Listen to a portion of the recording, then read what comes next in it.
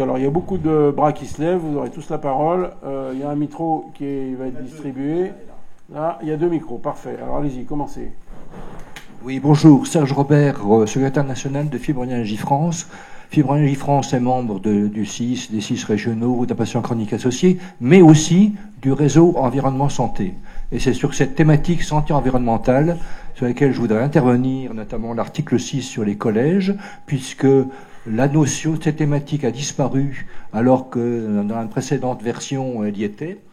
Or, l'explosion des maladies chroniques que l'on constate ne peut pas être expliquée uniquement par les indicateurs classiques, sédentarité, alcool, tabac, etc.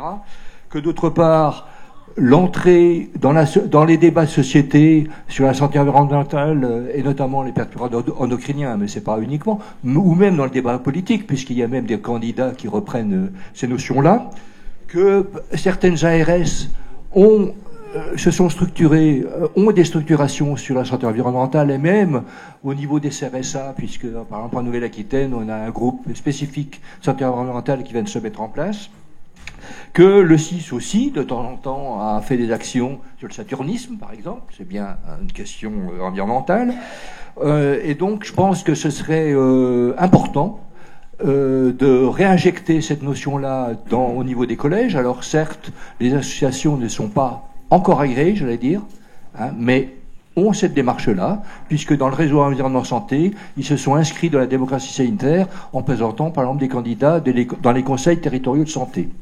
Donc, après l'agrément. Et je proposerai donc un amendement, dans le collège 7, puisqu'on ne va pas pouvoir faire un 8e collège, et ben, ce serait aberrant, que dans le 7e collège, qui est justement à une notion transversale, de mettre promotion et défense, des associations, regroupe des associations dont l'objet principal est la promotion et de la défense, soit de la qualité et de la sécurité de prise en charge, soit de la santé environnementale.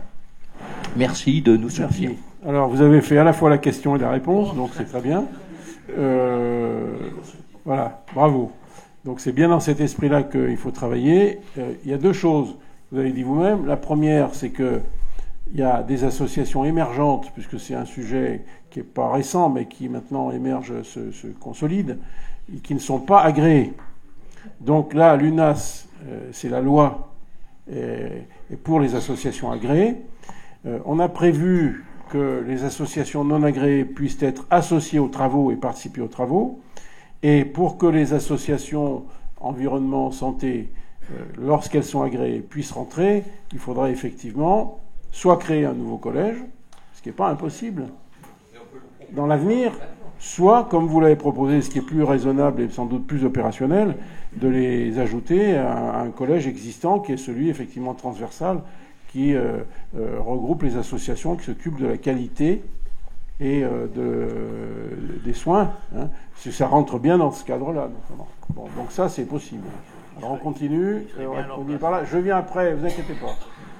Allez-y, Monsieur Blanchardon. Bonjour, François Blanchardon, président du CIS Auvergne-Rhône-Alpes et membre du bureau national de la FAC-Rhône. D'abord pour remercier tous les contributeurs à l'exercice que vous avez présenté, mais dans ces contributeurs, et je pense qu'il faut aussi en parler, il y a toutes les associations régionales qui sont représentées par leur collectif et qui ont fait part de leurs préoccupations, de leurs contributions et qui ont grandement participé au débat qui a vu naître l'UNAS. Je rappelle qu'il y a 350 à peu près associations régionales agréées et 140 associations nationales agréées. Vous avez posé le cadre, il existe. Ce cadre-là, il a besoin d'organisation, de pratique. Vous avez beaucoup parlé de la souplesse dans les organisations et j'entends ça comme une ouverture puisque vous l'avez mentionné, les 6 régionaux existants avaient leur propre organisation de fonctionnement et il y aura un lien quand même beaucoup plus fort entre le niveau national et le niveau régional, d'où la nécessité d'une certaine souplesse dans les pratiques. Donc ma question est celle-ci. On a maintenant le cadre, il manque le règlement intérieur. intérieur, puisque les statuts font souvent référence au règlement intérieur. Est-ce que le règlement intérieur sera travaillé avant la création de l'UNAS, donc le 21 mars, ou par le bureau transitoire, ou après par le bureau transitoire, pardon. Est-ce que vous avez un planning par rapport à la rédaction du règlement intérieur? Alors, quelques éléments de réponse. D'abord, ce qu'on aurait aimé, c'est effectivement de pouvoir présenter aujourd'hui un avant-projet de statut, ce qui a été fait, et un avant-projet de règlement intérieur. Simplement, Lucien et Fabrice vous l'ont dit, il y a eu beaucoup de débats très riches et beaucoup de contributions sur la question des statuts. Et on a choisi au sein du comité de préfiguration de prioriser la question des statuts. Donc on a non pas écarté, mais reporté l'examen, enfin la préparation du règlement intérieur. Donc j'ai envie de répondre à votre question en disant un peu les deux, c'est-à-dire que le comité de préfiguration, il n'est pas fermé, il ne s'est pas arrêté, il va continuer jusqu'au 21 mars. Et donc si on peut, en fonction de ce que vous direz après la séance d'aujourd'hui, de ce que vous ramènerez quand on vous aura envoyé la semaine prochaine l'avant-projet de statut, sur la base de ce qui vient d'être présenté, si vous pouvez ramener dans vos amendements et vos commentaires des choses qui seront intéressantes pour le règlement intérieur, on est preneur. On est preneur. Si on est en capacité de le faire, on présentera, mais je dis bien si, parce que j'en suis pas certain, si on est en capacité de le faire, on présentera le 21 mars, non pas un projet de règlement intérieur, mais un avant-projet de règlement intérieur.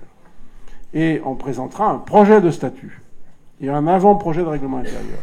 Et la mission qui sera donnée à la période transitoire et au bureau provisoire, qui aura, on dit un maximum de 2 mois, mais qui va s'occuper de convoquer l'Assemblée générale ordinaire, à charge pour lui de faire un projet de règlement intérieur qui sera proposé à l'Assemblée générale ordinaire.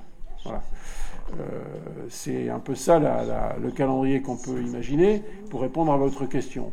Mais j'ai bien conscience que c'est des sujets extrêmement sensibles qui demandent du temps parce qu'il faut écouter, il faut prendre en compte les considérations des uns ou des autres. Et on n'a pas pu le faire, et encore une fois, on a volontairement priorisé le statut. Attendez, il y a une autre question après je vous donne la parole. Il y avait le problème du décret qui n'était pas sorti aussi. Puis le décret n'était pas sorti, oui. Enfin, là, on aurait pu, mais on n'a pas eu le temps. Allez-y.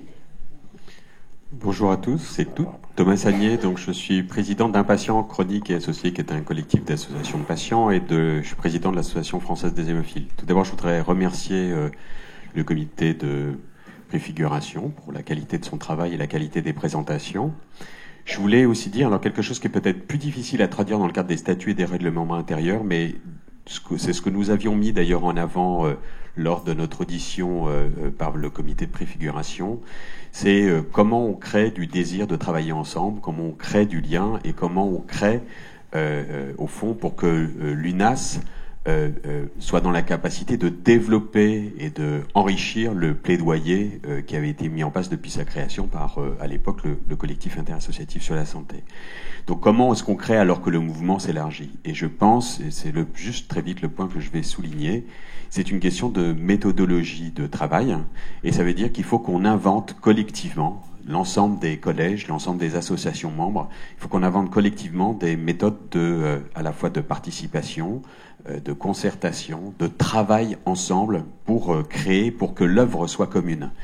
Et ça va supposer ça va supposer que l'UNAS s'enrichisse sans aucun doute à travers des salariés, parce que ça suppose des nouvelles fonctions au sein de l'UNAS, d'un accompagnement des collèges, mais aussi en intercollège. Et donc, je voulais savoir comment est-ce que le bureau, la préfiguration ou alors, je ne saurais pas trop dire, mais en tout cas le bureau, la préfiguration envisage d'assurer cet accompagnement et en tout cas d'assurer cette vision-là. Voilà. qui est celle de la participation et de la méthodologie. Est-ce que je dis ça parce que c'est en marge un peu des statuts, c'est difficile de le traduire. Est-ce qu'on peut faire des propositions annexes pour, j'allais dire, faire en sorte et pour imaginer le travail ensemble commun et faire vivre cette union à travers ces missions, quoi, voilà. Pardon. Alors, d'abord, la réponse est oui, vous pouvez tout à fait, les uns et les autres, faire des propositions pour aller dans la conception de cette méthode, de ces nouvelles méthodes. Encore une fois, on est complètement à l'écoute et ouvert et on n'a pas la science infuse. C'est-à-dire que si il y a des propositions de méthode, alors nous, on s'est livré à un premier exercice méthodologique qui a été indiqué tout à l'heure pour l'élaboration du projet associatif. On a dit, il ne faut pas que ce soit descendant, il faut que ce soit ascendant. Quelle méthode utiliser? Et ça peut être un élément qui participe de la question, de la réponse à la question comment avoir envie de travailler ensemble. Déjà, répondre à ce questionnaire qui est un outil, j'ai dit tout à l'heure, peut-être perfectible, mais de faire remonter les expériences pour fabriquer ensemble un projet commun et partagé. Ça va être, je pense, un bel exercice pratique de ce que vous indiquez sur l'envie de travailler ensemble. Ça va être la réalisation concrète. Alors, s'il y a d'autres aspects méthodologiques qui sont proposés, ils seront naturellement bienvenus. Il me semble, mais encore une fois, on n'en a pas parlé, donc je parle comme ça librement, il me semble que la période de transition entre le 21 mars, la création de l'Union nationale, et puis la première Assemblée générale ordinaire, qui ne devrait pas être trop longtemps après, devrait permettre d'engager une réflexion un peu de fond et éventuellement de commencer à consulter sur la manière, non pas de la structure de la gouvernance, mais du mode de gouvernance, des pratiques de gouvernance. Comment c'est organisé et comment on fait pour que ce soit participatif. Voilà.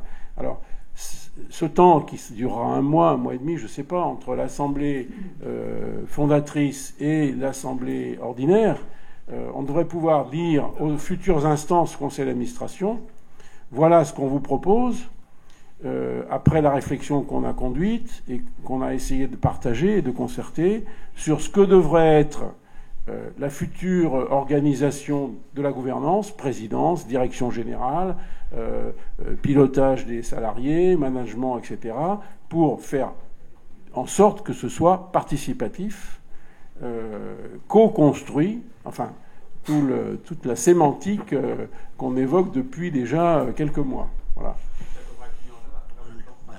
Oui, oui, absolument. Alors, d'autres questions. Il y a un monsieur qui lève le doigt en permanence là-bas. On est sûr de ne pas l'oublier. Mais il y en a d'autres ici. Voilà. Allez-y. Non, mais vous avez un micro qui arrive. Ah ben non. Bon. Allez-y. Il y a une question sur la représentation des usagers. Vous avez mentionné la représentation au niveau national et les modalités, la représentation au niveau régional également. Je n'ai pas vu de point abordant la représentation à des instances au niveau international. Et je pense notamment à la question européenne. Donc je voulais savoir si ça a été abordé. Je pense spécifiquement notamment aux enjeux par rapport à l'Agence européenne du médicament et aux enjeux et aussi à un fonctionnement complexe dans plusieurs instances internationales qui articulent la représentation possible d'associations, de structures et de personnes à titre individuel. L'Europe de la santé reste à construire, mais il y a quand même une articulation, à mon avis, à poser. Alors, c'est une mention qui figurait dans mon rapport, que vous avez vu tout à l'heure dans le diaporama qui a été présenté et qui a été repris, je pense, dans les statuts. Lucien va vous répondre.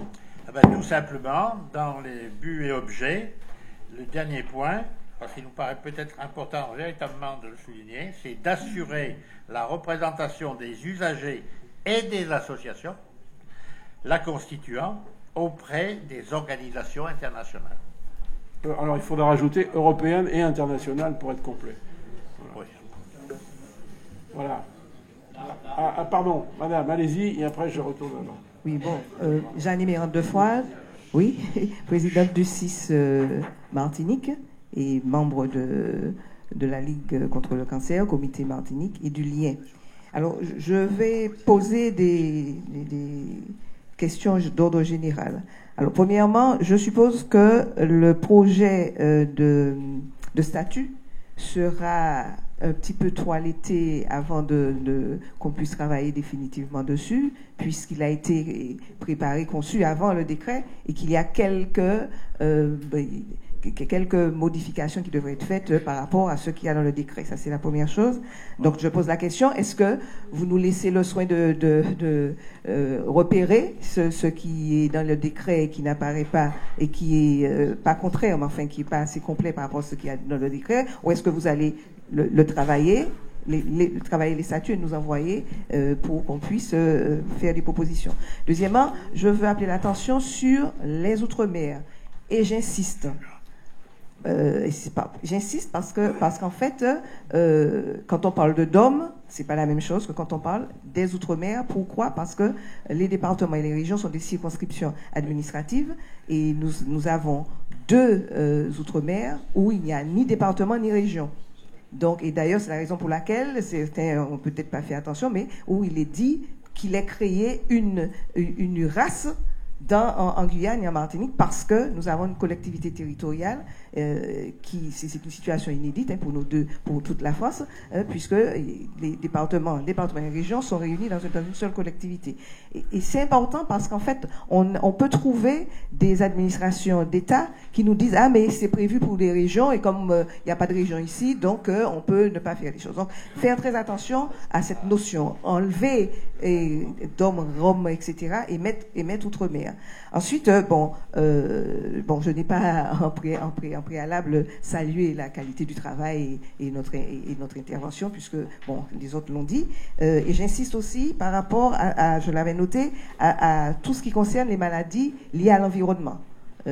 Donc je souscris à ce qui a été dit. Et pour les Outre-mer, particulièrement encore à certaines maladies qui sont liées aux catastrophes naturelles, ou alors liées aux moustiques, etc. Donc parce que nous sommes dans des climats tropicaux avec des bactéries, etc., des virus qui sont autres.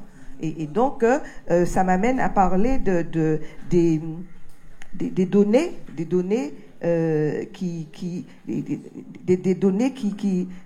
données qui ont servi de base à tout le travail financier. Donc il y a le critère santé publique, donc je l'ai déjà dit, la santé publique, critères de santé publique nationale doivent être complétés de ceux qui concernent les Outre-mer. Et puis j'ai toujours du mal par rapport au calcul de moyenne. J'explique pourquoi, parce que dans ma profession, où c'était l'eau, où on parlait de prix du service de l'eau à partir de moyenne, avec un prix moyen. Et quand j'ai posé la question de la base de données, je me suis rendu compte que les régions, départements où le prix de l'eau était le plus cher ne rentraient pas dans la base. Donc une moyenne, c'est le plus bas, le plus haut. Si le plus haut n'est pas là-dedans, la moyenne en fait n'est pas réelle. Donc j'appelle l'attention sur les banques de données, sur la mise à jour de ces banques de données qui servent de base de calcul, à ce que nous faisons. Ensuite, par rapport à l'ouverture aux structures internationales, là aussi, nous, dans la Caraïbe, particulièrement Guadeloupe, Martinique et Guyane, nous avons donc des partenariats avec les pays qui nous entourent. Et j'appelle l'attention particulièrement de la Guyane, qui a une situation qui est inédite dans la France. Parce que la Guyane est la seule région, région. Non, c'est ni département ni région maintenant. Donc comment on peut mettre ça? Voilà, territoire. Voilà, le seul territoire français à être limitrophe avec des pays étrangers. Et donc là aussi, il faut qu'on puisse réfléchir à ça. En tout cas, j'essaierai d'apporter ma contribution le plus que possible.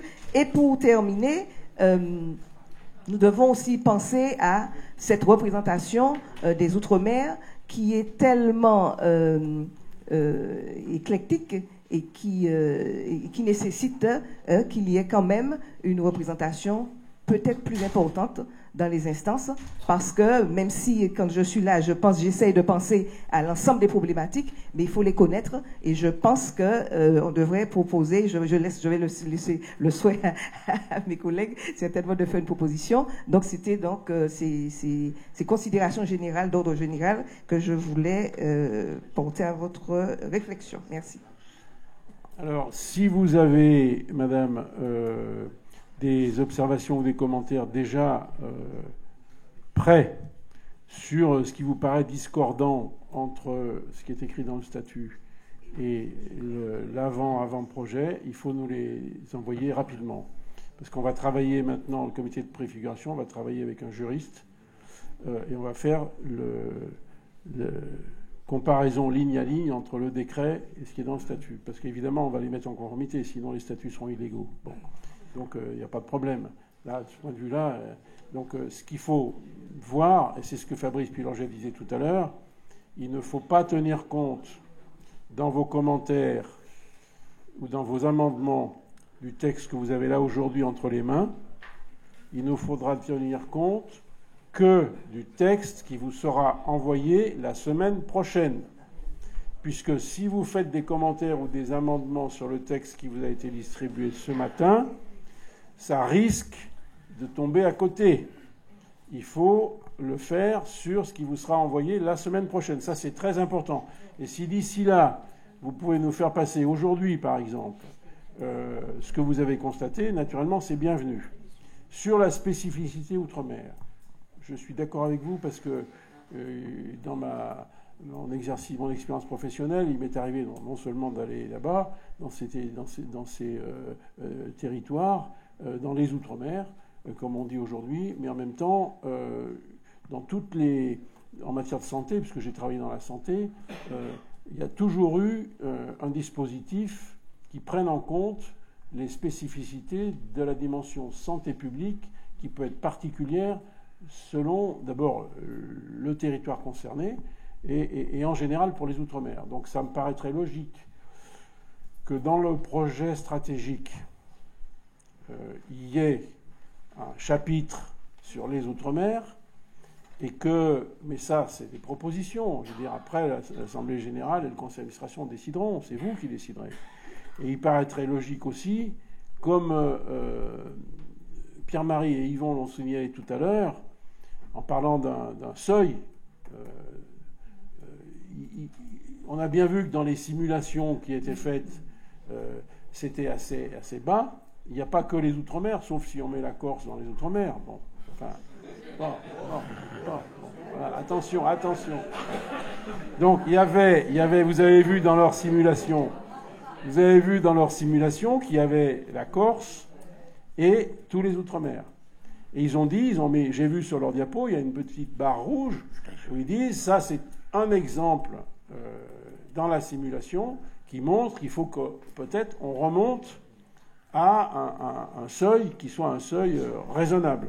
Donc ça aussi, il faudra que ça soit décidé par les instances de l'UNAS. On a pointé le sujet. Donc on ne peut pas dire que le sujet est ignoré, on a pointé le sujet, maintenant on dit il faudra y trouver des réponses. Et d'ailleurs, si on peut, on vous proposera des réponses. Lucien, tu veux ajouter ? Non, simplement pour dire que dès les premières rencontres du comité Couty, on s'est peut-être trompé avec la dénomination. Donc on oublie, si tu le permets, mais ce que l'on a vraiment voulu souligner, c'était cette présence effective par rapport à des situations spécifiques. Voilà, alors, allons-y, là-bas. Il y a un micro qui va arriver. Là, il y en a un là. Là.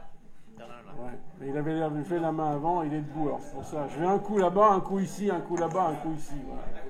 Ça vous va ? Oui, je vais là-bas. Allez-y. Moi, je m'appelle Jean-Jacques Pascal, je représente le réseau d'ES France, qui apporte son soutien aux victimes du Distilbène et qui apporte une information professionnelle sur les conséquences que chacun connaît, je pense, du Distilbène.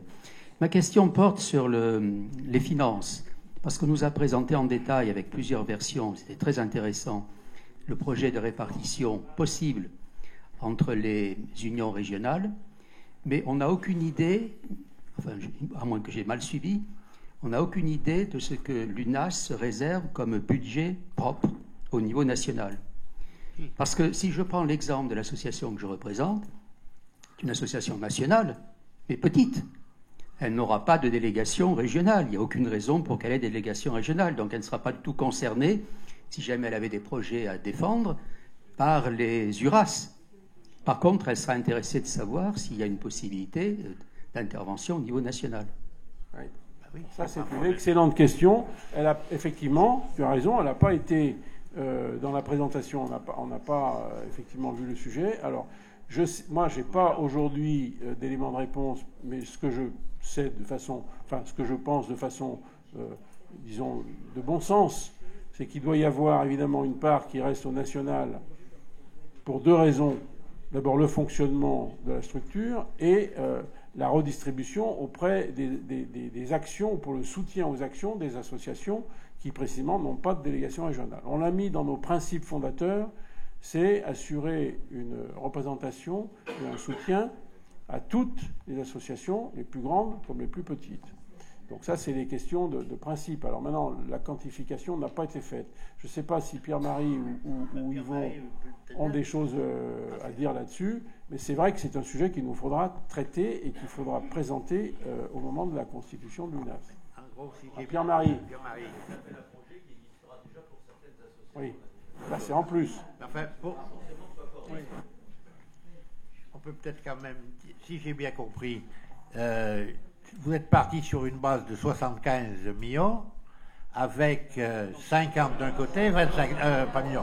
Je sais pas. Non, mais c'est une base 50 et 25. Non, Lucien, c'est pas des millions. Non, c'est pas des millions. C'est des pourcentages. Je suis encore un ancien phare. Vous êtes parti sur cette base-là. Mais non. Enfin. Non, mais. Hein? Laisse-les dire. On n'a pas parlé du financement de l'UNAS en tant que national. On a juste évoqué la question de financement des URAS. Donc il y a toute une partie des questions financières qui effectivement n'ont pas encore été abordées. C'est vrai ça, je veux dire. Il reste à le faire. Bon, alors il faut répondre. On a peut-être le temps de le faire encore d'ailleurs. Il faut répondre à Jean-Jacques Pascal qui a posé la question, qui est une excellente question, que ce point-là sera traité par le groupe qui a travaillé autour de Pierre-Marie et d'Yvon, et qu'il y aura une réponse qui sera donnée, parce qu'il faudra qu'on la donne. Hein.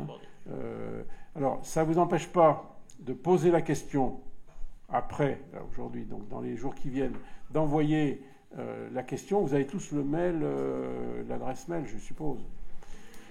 C'est de là d'où vient l'invitation. Bon. Donc vous envoyez votre question, elle sera répercutée je la répercuterai sur le groupe finance, qui se réunira, qui apportera des propositions sur ce point-là. Alors, oui, Fabrice, je reviens à vous. Ben, je donne la parole à la salle en priorité. Il y a quelqu'un qui a le micro ici et après un autre là-bas. Allez-y. Allez. Oui, donc représentant du conseil d'administration du CIS Bretagne, Hubert Stéphane. Pour nous, la santé, on la prend au sens de définition de l'OMS.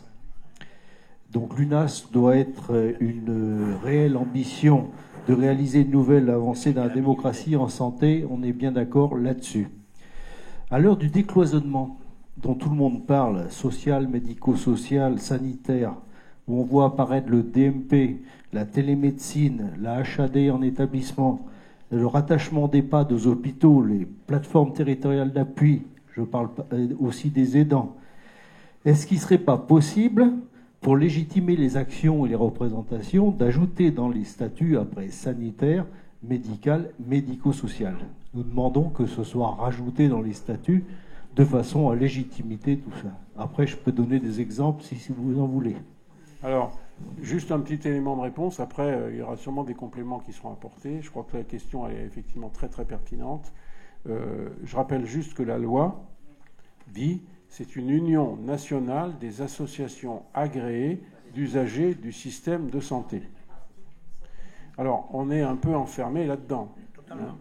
Mais nous, on a déjà, au niveau du comité de concertation, voulu élargir.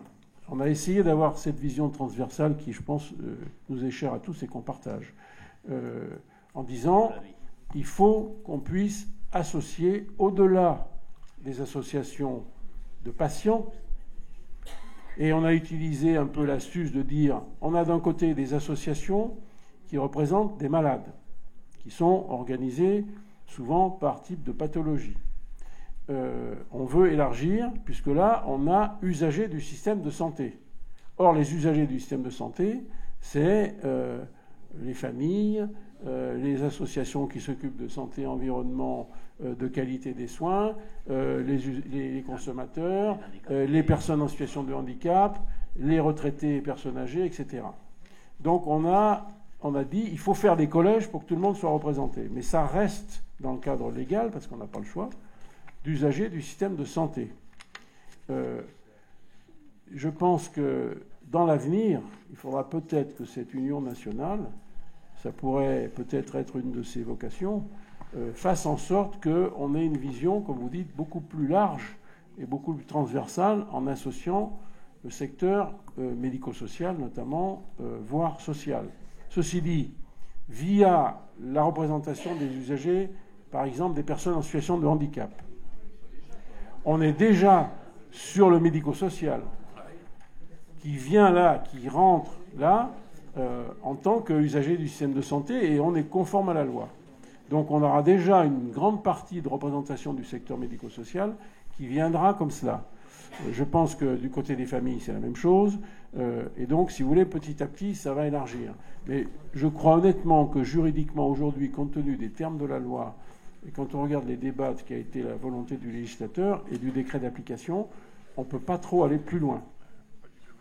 On peut imaginer qu'on aille plus loin après. Mais rassurez-vous, le médico-social sera présent.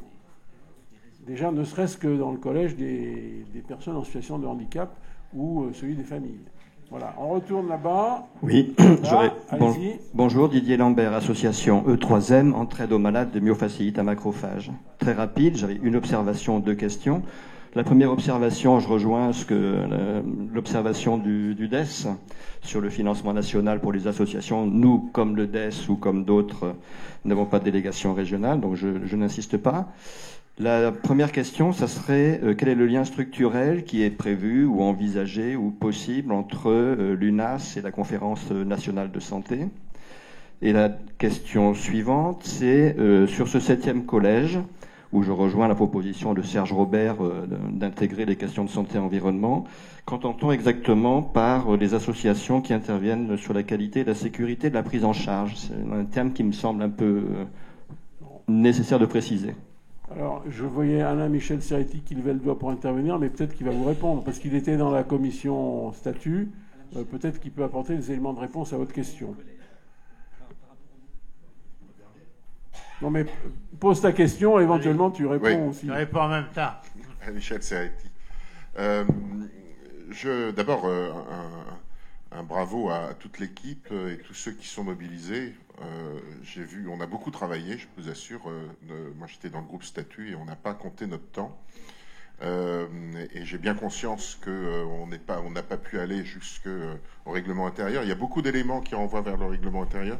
Donc, c'est pas un petit sujet, hein, vous l'avez compris. Je dirais que les statuts, c'est les murs de la maison, les fondations et le toit. Le règlement intérieur, c'est comment on va vivre dans cette maison. Donc, c'est pas un petit sujet. Il faut que ce règlement intérieur fasse, comme on l'a fait, l'objet d'une concertation la plus large possible, hein, qu'on ne se retrouve pas avec un petit noyau où tout le monde va se poser question, qu'est-ce qui se passe dans ce petit noyau, sachant que, encore une fois, c'est un vrai sujet.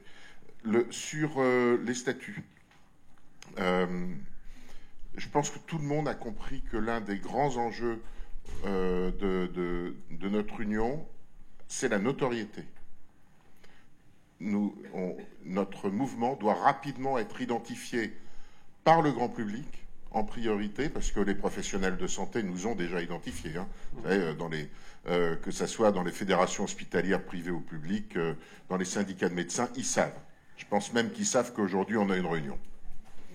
Par contre, le grand public ne sait pas, et les gens pour qui nous mobilisons, malades ou pas, en tout cas usagers, ne savent pas que nous existons. Ils savent que les associations existent. Ils ont une grande confiance dans les associations, mais ils ne savent pas quel est le mouvement interassociatif, hein, le CIS. Ils ne connaissent pas, et ils ne connaissent pas plus, évidemment, l'UNAS aujourd'hui ou l'UNA Santé demain. Ça veut dire quoi? Ça veut dire que lorsque je vois dans les statuts que le président, qu'il y a un président et un vice-président, je m'interroge. Il faut beaucoup plus de monde autour du président. Il faut que le président et que celui qu'il n'y ait pas une ou deux personnes qui incarnent l'institution, qui incarnent le mouvement et qui vont porter la parole à l'extérieur. Il en faut plus. Et je serais plus que d'avis de vous proposer d'élargir. Je ne suis pas sûr qu'il faille mettre un nombre, mais en tout cas, ne pas se limiter à un vice-président. Il ne s'agit pas non plus d'avoir, je le dis tout de suite parce que je pense que ça deviendrait là ingouvernable, mais il ne s'agit pas non plus d'avoir un vice-président par collège, par exemple, parce que là, on a un bureau qui explose. Mais qu'il y ait plusieurs vice-présidents qui permettent, selon les talents des uns et des autres, l'emploi du temps des uns et des autres, les compétences des uns et des autres, de pouvoir en même temps aller sur plusieurs sites et porter la bonne parole, dans un premier temps, ça sera absolument nécessaire. Donc je propose d'ouvrir ce point-là et de corriger la proposition des statuts, parce que j'ai lu tout à l'heure un vice-président, alors je ne sais pas si c'était une erreur ou pas, mais en tout cas de préciser que l'Union peut avoir plusieurs vice-présidents. Un président forcément, mais plusieurs vice-présidents. Le décret le permet. Le décret le permet, oui. Donc c'est pas la peine de se brider au niveau des statuts, alors que le décret l'a déjà envisagé. Voilà, donc sur votre question, pardonnez-moi, je vais vous demander de la reformuler. Le nom du collège. Et vous voulez le nom ou vous voulez pourquoi le nom? Pourquoi? Qu'est-ce que signifie ce collège et son appellation? Ah oui, ok. Donc c'est un sujet sur lequel on a débattu. On a vraiment en termes, là, quand on rentre sur les sujets de maladies, on a les maladies chroniques, et puis on a des éléments exogènes, iatrogènes, qui vont créer aussi des maladies, mais qui ne sont pas forcément des maladies chroniques telles qu'on les entend, comme le diabète, le cancer ou bien d'autres. Et que par ailleurs, on voyait grossir le collège malade de façon absolument préoccupante. Préoccupante parce qu'on allait avoir un problème d'équité entre des collèges sur lesquels, je prends le collège famille ou consommateur, dans lequel on a très peu de représentants, quelques assos, 2, 3, 4, et des collèges comme le collège malade, dans lequel on a des dizaines d'associations avec des potentialités à venir encore supérieures. Et la question de l'environnement s'est posée à ce moment-là. Et la question des accidents sur le médicament, actuellement malheureusement on a beaucoup d'associations qui se créent là-dessus, et de façon justifiée, s'est posée aussi.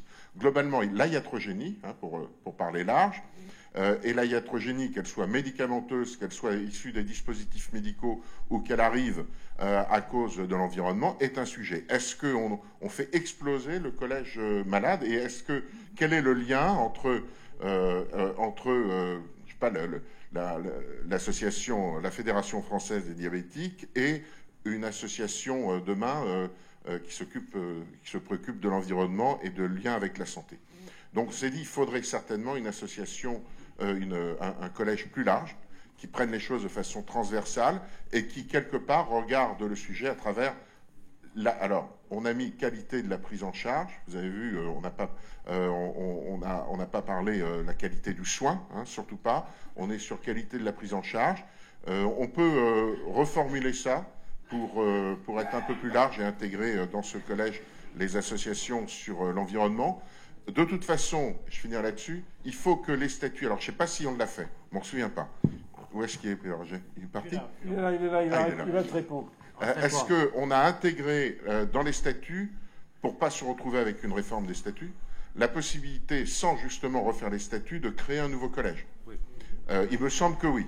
Si tel est le cas, on pourra, à un moment, arbitrer. S'il y a une asso demain qui est dans l'environnement, on ne va pas créer un collège pour elle. S'il y en a 10, évidemment, ce n'est plus le même sujet. Donc je pense que là-dessus, il faut avancer en fur et à mesure que les acteurs s'identifient, que la Commission nationale de l'agrément agrée, parce qu'encore faut-il qu'il soit agréé, et qu'une fois qu'il soit agréé, ils souhaitent s'associer et intégrer l'Union. De toute façon, on ne va pas tout régler avant. C'est en avance. Bon. Fabrice, une réponse courtissime. Impossible. Je vais faire un effort. Non, mais sur la possibilité de créer un autre collège, oui, c'est dans les statuts. Je voulais juste dire que sur le règlement intérieur, sur le règlement intérieur, en fait, il y a déjà eu pas mal dans nos travaux sur les statuts. Il y a des choses, on n'a pas tout mis dans les statuts parce qu'ils n'avaient pas vocation à être.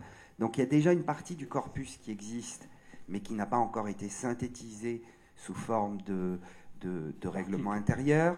Marie-Annick Lambert, que j'en profite pour remercier, avec Jean-Michel Meyer, qui se sont tapés le gros travail de drafter les statuts à partir de nos travaux. C'est-à-dire que c'est eux qui se sont mis autour de la table et qui ont fait le travail de rédaction à partir du travail qu'on avait fait, le travail de rédaction juridique. Marie-Annick a commence à préparer un document dans lequel elle remet tout ça, et rien ne nous empêche, franchement, d'ici le 21, de refaire une réunion ou deux du groupe de travail statut pour essayer d'avancer, voir les points qu'on n'avait pas discutés. On en a déjà beaucoup discuté pour mettre en circulation ça. L'autre chose, c'est concernant le vice-président. Alors, il y a 3 postes qui peuvent donner lieu à rémunération, et ces 3 postes, l'autorité réglementaire a souhaité qu'ils soient élus par l'ensemble du conseil d'administration. Au départ, on avait dit, très bien, trésorier, président et secrétaire général. Le Conseil d'État a considéré que, compte tenu de ce qu'est l'UNAS, qu'il y a un appareil administratif, un directeur, il ne fallait pas que ce soit forcément un secrétaire général, que ce n'était pas obligatoire. Et donc, c'est pour ça que vous voyez apparaître ce nom de vice-président. L'idée, c'est que les personnes qui aient à rémunération, qui puissent avoir une rémunération, plus exactement un dédommagement, soient élus par l'ensemble du conseil d'administration, alors que les autres sont élus au sein de leur collège. Et les slides étaient déjà très chargés et surchargés, mais il est bien prévu dans les derniers statuts que le bureau puisse nommer en son sein des vice-présidents supplémentaires. Ça répond à ta question, Jean-Michel ? Donc, est-ce qu'il faut appeler ça le...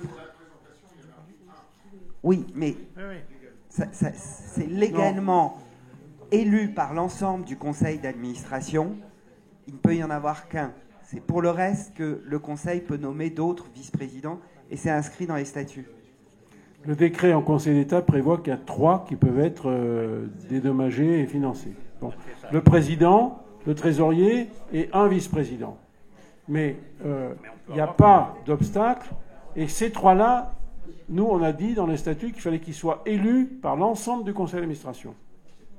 Par contre, rien n'empêche que dans les collèges, on puisse désigner à la demande et en tant que de besoin un vice-président supplémentaire, 1, 2 ou 3, mais à ce moment-là, il n'y a pas de possibilité de les dédommager ou de leur donner une indemnisation. C'est ça la différence. Voilà.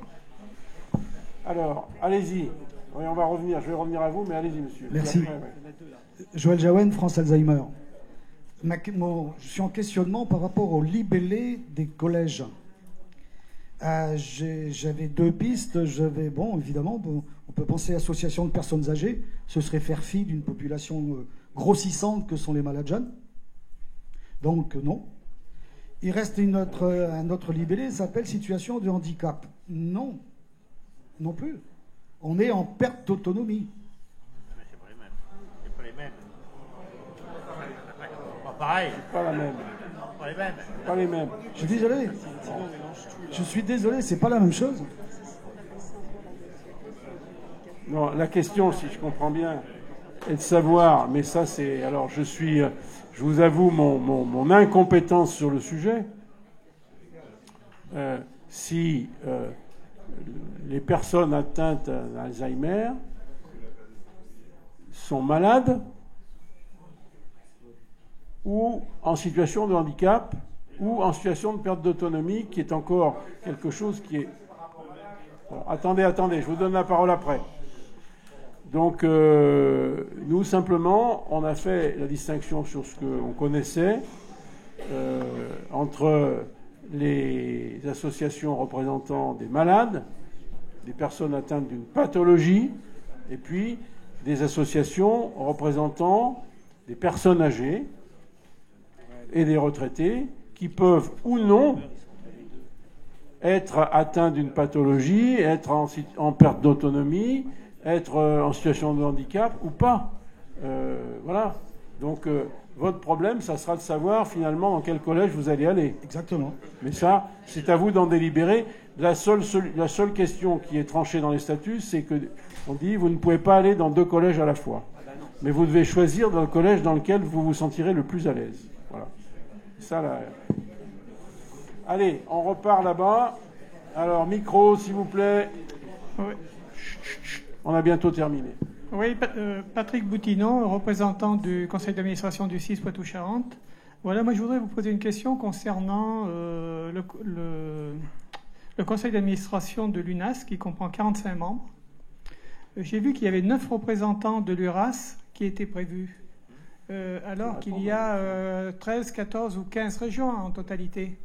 Comment vous allez faire pour exclure les 5 ou 6 les 5 ou 6 représentants, ou alors peut-être y aurait-il peut-être une autre formule à adopter, c'est de faire tous les 2 ans de faire tourner de façon à ce que tous les gens puissent un jour participer au conseil d'administration. Lucien, oui, c'est encore plus simple que ça. C'est par accord entre les URAS qu'elles désigneront leurs représentants au conseil. Toutes les URAS sont présentes à l'Assemblée générale, comme les associations nationales, et le collège, parce que là il y a la notion collégiale qui est importante, le collège des structures régionales, sous réserve de mettre au minimum un représentant des territoires ex-DOM, pour reprendre notre formule. Des Outre-mer. Les autres, ils se mettent en accord. Alors, ils feront ce qu'ils voudront. Ils feront des élections. Ils feront des cooptations. Ils tourneront s'ils veulent tourner. C'est pas le problème. Le problème, c'est d'identification de ces 9. Alors, on revient là-devant. Madame. Oui. Allez-y, après. Allez-y. Alors, je suis nouvelle venue puisque notre association, l'AFVS, l'Association des familles des victimes du saturnisme, qui est membre du CIS et de son conseil d'administration, n'a pu rejoindre vos travaux que récemment. Et moi, je me pose 2 questions. D'une part, j'aimerais être sûre que dans les critères que vous avez pris en compte pour la définition des territoires, il y a bien des critères de géographie économique, non seulement de distance, d'altitude, de tout ce qu'on veut, mais aussi d'établissement, de production, d'industrie, etc., avec des notions de risque. Ça, c'est le premier point. J'en avais dit un mot aussi, mais je n'ai pas eu le temps de poursuivre là-dessus. Secondo, moi, je suis beaucoup plus inquiète sur la définition des 3 derniers collèges, 5, 6 et 7. Je vois bien le 1 et le 2, je comprends bien, et le 3, je comprends bien comment, d'une certaine façon, les associations familiales qui ont une logique un peu particulière peuvent se constituer en bastions, pour dire les choses. Par contre, 5, 6 et 7, je suis beaucoup plus inquiète parce que je me demande comment des associations de consommateurs ne pourraient pas ne pas s'intéresser aux personnes en situation de précarité. Je prends par exemple l'exemple des mutuelles qui s'intéressent très peu souvent aux compagnons pacsés ou à la question des conjoints précaires. Ça relève bien de ce qui est l'intérêt des consommateurs. Les personnes en situation de précarité, c'est assez difficile à définir parce qu'il y a des trous dans le chômage et qu'on ne peut pas isoler des personnalités éclatées au fur et à mesure, et que les associations, le 7, si on y rajoute l'environnement, on devrait arriver à faire un truc transversal qui comprenne le 5 et le 6. Et je n'en sais pas assez sur la dénomination de ces différents groupes pour pouvoir nous y retrouver, parce que, de près ou de loin, nous participons de ces trois problématiques. Très bien. Alors, je vous fais une réponse un peu lapidaire, mais si vous voulez, j'ai un grand espoir. C'est que chacun des collèges qui sont énumérés ici s'intéresse aux questions qui concernent les autres collèges. Je n'imagine pas qu'une association représentant des patients qui siégerait dans le collège numéro 1 se désintéresse des questions de santé et d'environnement, se désintéresse des questions de qualité de fonctionnement du système de soins. Je n'imagine pas une seconde. Je n'imagine pas non plus qu'une association qui défend des consommateurs se désintéresse des soins et de l'offre de soins pour ceux qui ont accès aux soins, donc, etc. Donc tout ça doit tourner. Et le lien que nous avons voulu, c'est l'élaboration en commun d'un projet stratégique. Nous avions deux contraintes. La première contrainte, c'est de faire une union avec de la cohérence. Ça, c'est l'union elle-même et le projet stratégique, le projet associatif. La deuxième contrainte, c'est qu'à l'intérieur de cette union, qui est une union d'associations, il faut que l'identité de chaque association soit respectée. Et donc nous avons trouvé, alors c'est peut-être imparfait, je veux dire, hein, mais nous avons trouvé la solution qui est une solution qui vous est proposée, qui est de dire l'identité, elle est reconnue à travers les collèges, l'identité de chaque association, elle est reconnue à travers les collèges. Le débat commun, la co-construction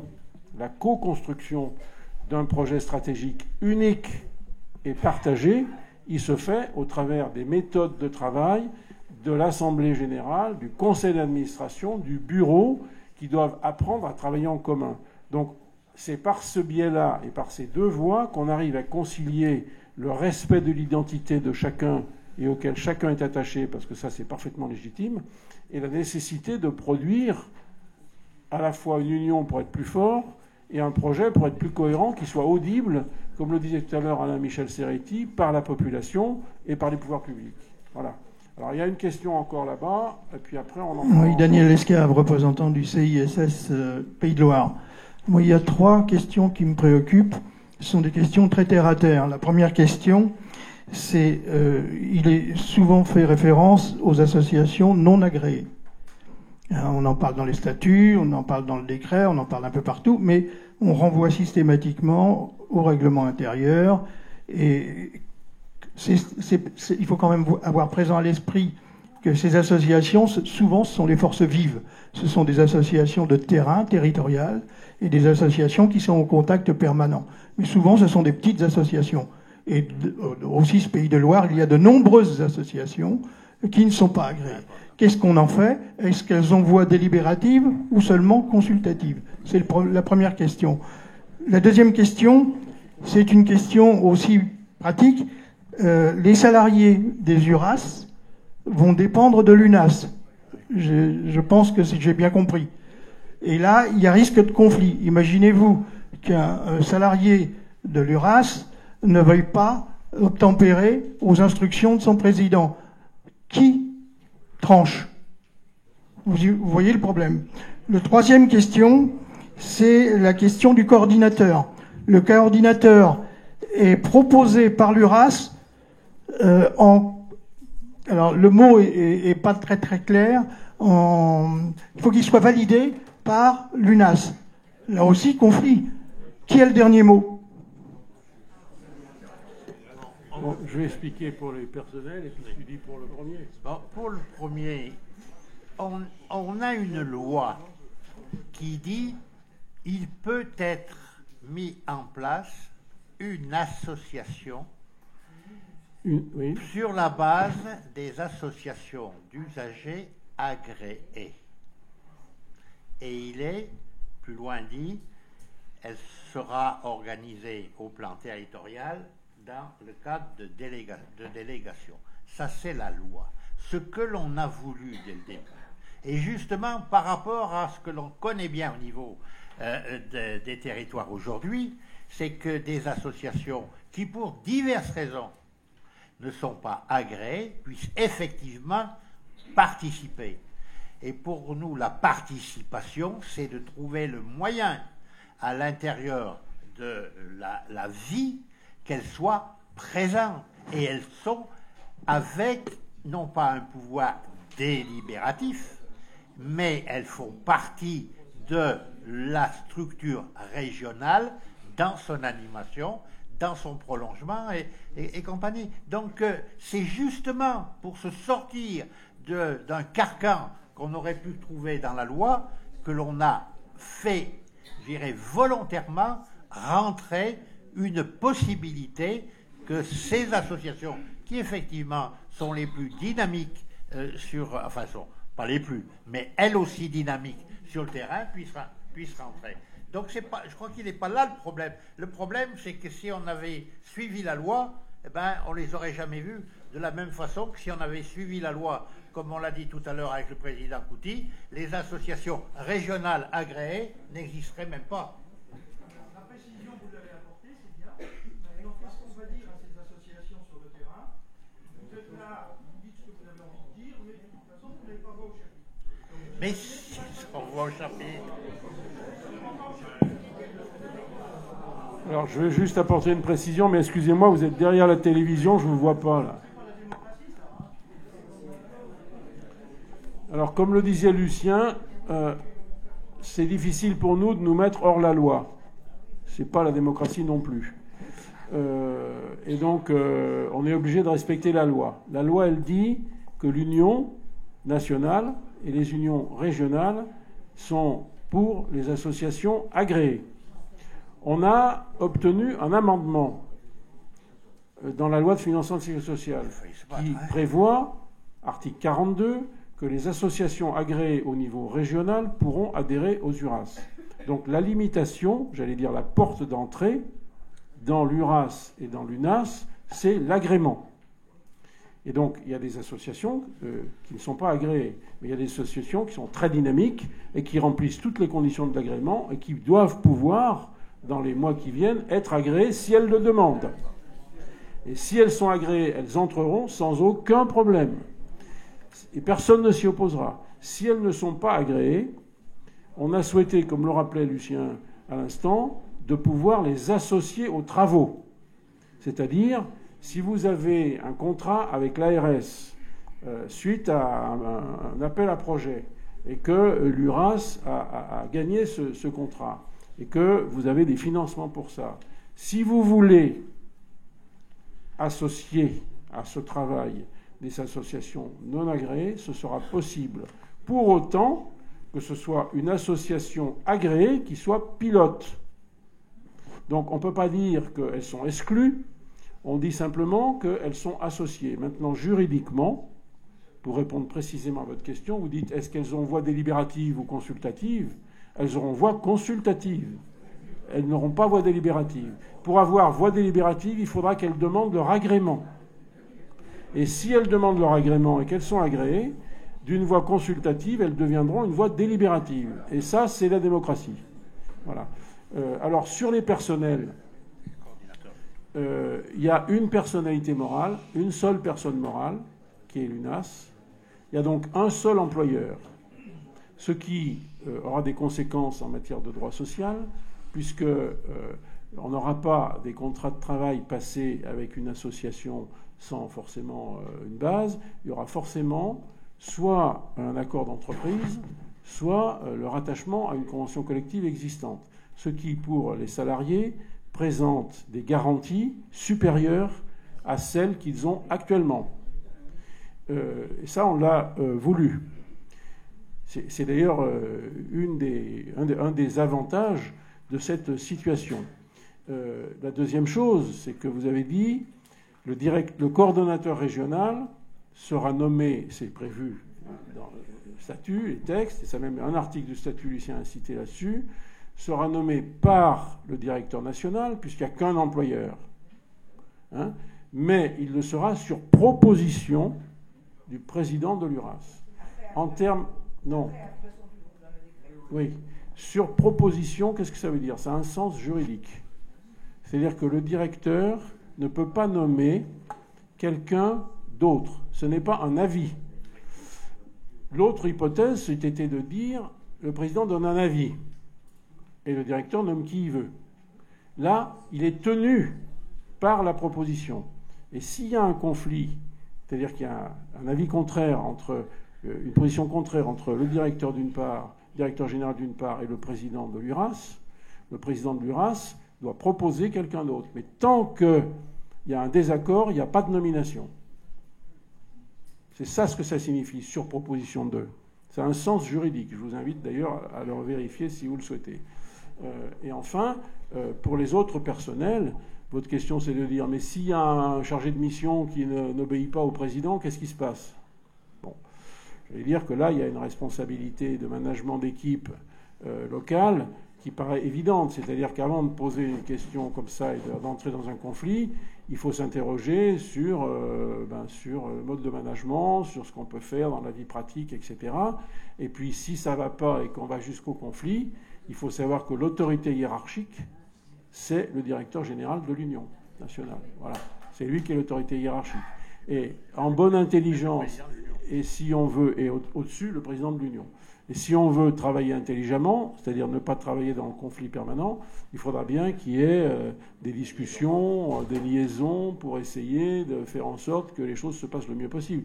Mais si on va au conflit et qu'on fait appel au droit, le droit, c'est que l'autorité hiérarchique, c'est l'autorité ayant pouvoir de nomination, c'est-à-dire le directeur général. Et le directeur général, il est lui-même nommé par le président de l'Union nationale après avis de ces instances. Voilà. Mais au moins, ça a le mérite d'être extrêmement clair, cette structure. Et puis ça a l'avantage... Oui. Alors, dernière question, allez-y. Oui, après. Allez-y, madame, allez-y à vous. Véronique Minecci, je suis présidente du CIS Océan Indien. Simplement, je voulais revenir sur la composition du conseil d'administration de l'Union au niveau du collège des URAS. Je ne comprends pas qu'on ne fasse pas participer tout l'outre-mer. C'est-à-dire que tous les départements d'outre-mer soient représentés au niveau du conseil d'administration, vu que nous avons des régions spécifiques, des problèmes de santé publique spécifiques. Vous avez dit tout à l'heure qu'il n'y en aurait que 9, enfin un dom-tom et 9 URAS minimum. Mais voilà, ce serait un amendement que je demanderais. Je pense que François de la Guadeloupe ne serait pas contre. En tout cas, Jeanne est tout à fait d'accord avec moi. De façon à ce que l'outre-mer ne soit pas l'oublié de l'Union, comme ça l'est dans beaucoup de domaines. On fait beaucoup de rapports sur l'outre-mer, mais les actions sont loin d'être réalisées. Voilà, c'est simplement une remarque que je voulais faire. Si on pouvait faire un amendement au niveau de ce conseil d'administration, ça serait vraiment très bien. L'amendement, il est toujours possible. Le problème que vous soulevez, c'est que les territoires métropolitains vont arguer de leur spécificité aussi, et on va se retrouver avec un collège des territoires, non pas de 9, mais de 23, si ma mémoire est bonne à présent. Non, il n'y en a que 13. Comment il n'y en a pas de 13? Enfin, 13 URAS. 13 plus les outre-mer. Plus les outre-mer. Donc ça doit faire 21, si ma mémoire est bonne à présent. 17. 13 et 4. Ça nous amène à un conseil d'administration de 55 ou 60 membres. Voilà. Après, ça, c'est un choix de l'Assemblée qui votera les statuts, je veux dire. Hein. Mais, je mets à réflexion. On transfère l'Assemblée en congrès. Allez-y. Oui. Rapidement, puisqu'il va être procédé donc à différentes élections pour le conseil d'administration et pour les différents collèges, avez-vous réfléchi à la parité homme-femme? Excellente question. Vous avez vu que dans la présentation qu'ont fait tout à l'heure Fabrice et Lucien Bouy, il était indiqué que c'était un objectif qu'il fallait atteindre dans les meilleurs délais. Voilà. Alors, mesdames, c'est à vous de jouer. Proposez des amendements si vous voulez. Simplement, il faudra remplir les postes vacants.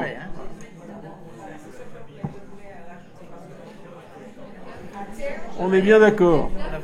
On est bien d'accord que de manière, c'est comme ça, c'est une réalité, mais on est bien d'accord que la représentation actuelle des mouvements associatifs dans ce champ-là est beaucoup masculine. Moi, ce qui m'a frappé, c'est que les représentants que les associations ont envoyés au comité de concertation que j'avais constitué, parce que j'ai demandé que chaque secteur concerné envoie quelqu'un, c'est tous des hommes, il n'y avait qu'une femme. Bon. C'est comme ça. Hein, Ginette Poupard, qui est là, est la seule qui a été dans le comité de préfiguration et avant le comité de concertation. Et donc, et j'avais demandé aux associations concernées, aux secteurs concernés, d'envoyer un représentant. Bon, et c'était tous des hommes, sauf la représentante des délégations du 6.